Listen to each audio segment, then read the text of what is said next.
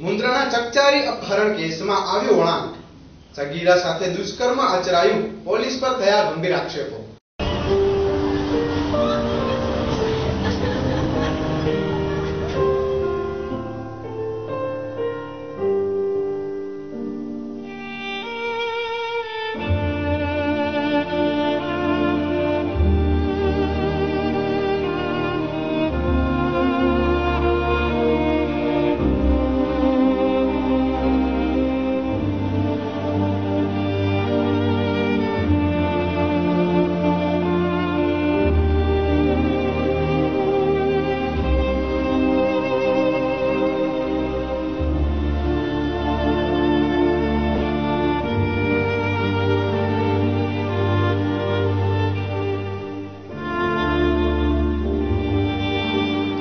ભૂતકાળમાં પણ અનેક એવા કિસ્સાઓ બની ચૂક્યા છે જેમાં મહિલાઓનું અપહરણ કરી તેમની સાથે બળાત્કાર અને દુષ્કર્મ આચરાયું હોય, ત્યારે આવો જ એક ચકચારી બનાવ મુન્દ્રામાં બની જવા પામ્યો છે।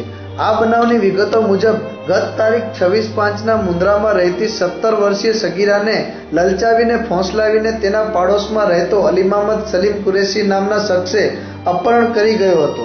આ ઘટનામાં મુન્દ્રા પોલીસ મથકે સગીરાના પિતાએ ફરિયાદ નોંધાવી હતી। તે દરમિયાન ભોગ બનનાર સગીરા અચાનક નરાધમના ચુંગાલમાંથી છૂટી પરત આવી ગઈ હતી। ભોગ બનનાર સગીરાના કહેવા મુજબ તેણીનું અપહરણ કર્યા બાદ નરાધમ તેને ગાંધીધામ, જામનગર, ઉદયપુર, અજમેર, કોલકાતા, રાજકોટ વગેરે જેવા શહેરોમાં તેની સાથે દુષ્કર્મ આચર્યું હતું। ભોગ બનનાર સગીરાના કહેવા મુજબ તેણે કરેલી ફરિયાદ બાદ તે નરાધમે તેને ફરિયાદ પાછી ખેંચી લેવા ધમકીઓ પણ આપી છે।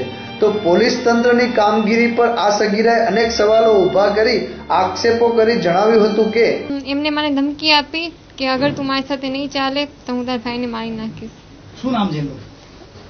અલીમામદ સલીમ કુરેશી, માકીના, અત્યારે હાલમાં મુન્દ્રા રહી છે। એ મને અહીંયાથી ગાંધીધામ લઈ ગયા હતા, ગાંધીધામથી રાજકોટમાં એક ગેસ્ટ હાઉસમાં રોકાણા હતા, શીતલ ગેસ્ટ હાઉસ, અને ઉમાંથી ઉદયપુર લઈ ગયા હતા, અને ઉદયપુરથી કલકત્તા લઈ ગયા હતા, કલકત્તાથી પાછા અજમેર લઈ ગયા હતા, અજમેરથી પાછા કલકત્તા લઈ ગયા હતા। અમે 2 જણા હતા। તમને લઈ જવામાં તમારી સાથે કોઈ લેડીઝ સપોર્ટ કર્યો? હા, એમની ભાભીએ, જમીલાબેન, હા, એને મારી સાથે જબરજસ્તી જાતિ સંબંધ બાંધ્યા હતા। ના, એનાથી પહેલાં મેં ફરિયાદ નથી કરી, અત્યારે અમે ગયા એના પછી મારા મમ્મી પપ્પાએ ફરિયાદ કરી હતી પોલીસને। પોલીસે અમારી પૂરી ફેમિલીને હેરાન કર્યું છે। અમે એટલા દિવસથી બહાર હતા તે છતાં પોલીસે અમને પકડ્યું નથી। હું એમ કહેતી હતી કે ના, હું મારી મરજીથી નથી ગઈ, અને પોલીસ મને એવી રીતના કહેવા માંગે છે કે ના, તું એવી રીતના કહે કે હું મારી મરજીથી ગઈ છું, ના કરતા 2 લાફા મારશું, ત્રિવેદી સાહેબે અને પરમારબેને। અને મેં જ્યારે આવી રીતના કર્યું ત્યારે એમને કીધું, એક સાથે હતા, એમને મજાક કરી મારી સાથે કે ના, અગર હું પણ કહીશ કે હું તારા ભાઈને મારી નાખીશ, તું મારી સાથે ચાલીશ, એવી રીતના કરીને મારી મજાક ઉડાડી।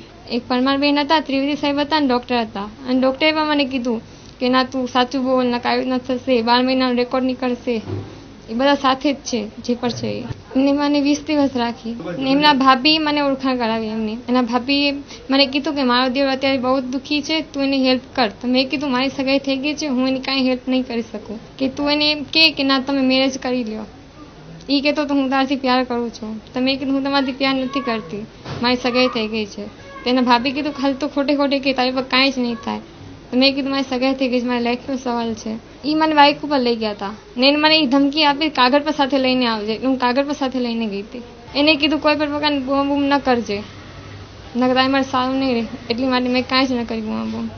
અને અમે દરેક ગામમાં, જેટલા પણ ગામમાં ફરે, દરેક જગ્યાએ પોલીસ પાસે જઈને મેં કીધું કે અહીંયાની ટ્રેન ક્યાં જશે, અહીંયાની બસ ક્યાં જશે, કોઈ પણ પોલીસે મને ઓળખી નહીં, ન મને પકડવાની કોશિશ કરી 20 દિવસ દરમિયાન। હવે હું ઈચ્છું છું કે જેને મારી સાથે આજ્ઞા કરી છે, મારી લાઈફ બરબાદ કરી છે, એને સજા મળે, અને પોલીસે પણ મારી સાથે અન્યાય કર્યો છે। આ સમગ્ર કિસ્સાની તપાસ કરતા પીએસઆઈના જણાવ્યા મુજબ આ કેસમાં 376ની કલમનો ઉમેરો કરી આરોપીને ઝડપવાના ચક્રો ગતિમાન કર્યા છે।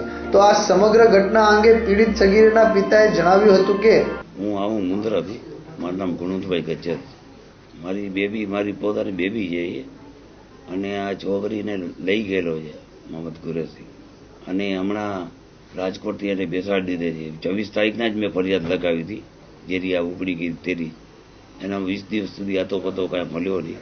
પોલીસ કહે કે અમે લોકેશનમાંથી બેઠા છીએ, બીજું તો કાંઈ મને ખ્યાલ પડી એમ છે નહીં કે હું ભણેલો છું નહીં. અને તે છતાં 20 દિવસ પછી મારી બેબી સામેથી ઘરે આવી રાજકોટથી એને બેસાડી દેવામાં આવી અને એવું કહેવામાં આવ્યું કે તારા બાપને કે ફરિયાદ ખેંચી લે. અને બીજું છોકરીને કહેવાનું આવ્યું હતું કે તું મેડિકલ કરાવતી નહીં. પણ 26 તારીખથી 20 દિવસમાં મળી નહીં તો મોટો કોઈ ગેંગ લીડર તો છે નહીં. શોધખોળ તો અમે ઘણી કરી, પણ ગરીબ માણસ કેટલી શોધખોળ કરી શકે. પોલીસે કાલે નિવેદન લીધું, આખો દિવસ અમે બેઠા હતા પોલીસ સ્ટેશનમાં. પોલીસે નિવેદન લીધું, સાહેબે વાંચ્યું, એના રાઇટરે વાંચ્યું, બીજા પોલીસ બેને વાંચ્યું, બધું કે બરાબર છે ને હવે છોકરીની જરૂરત પડશે નહીં. પછી મેડિકલ કરાવવા ગયા અને પછી મને પાછું સાહેબે કીધું કે હવે કાલે છોકરીને પાછી લઈ આવવી પડશે, કેમ કે આ નિવેદન ચાલે એવું નથી, એટલે કાલે નિવેદન એનું બીજી વાર કરવું પડશે. એટલે મને આનામાં ડાઉટ થતું કે આ નિવેદન હવે ફેરફાર થાય એમ છે. છોકરી એની મરજીથી નથી ગઈ, એની મરજી સગાઈવાળી છોકરી એને જવાનું કારણ શું એની મરજીથી. હવે એની ભાભી 2 વાર આવી હતી અમારા ઘરે, એ મને ખ્યાલ છે બરાબર, અને એનું એક નાનું છોકરું છે. અત્રે ઉલ્લેખનીય છે કે જે તે વખતે આ કેસની તટસ્થ તપાસ થાય તે માટે સામાજિક સંસ્થા દ્વારા આવેદનપત્ર પણ પાઠવવામાં આવ્યું છે. હવે જોવાનું એ રહ્યું કે પોલીસ તંત્ર આવા નરાધમને પકડી ક્યારે પાંજરે પૂરશે.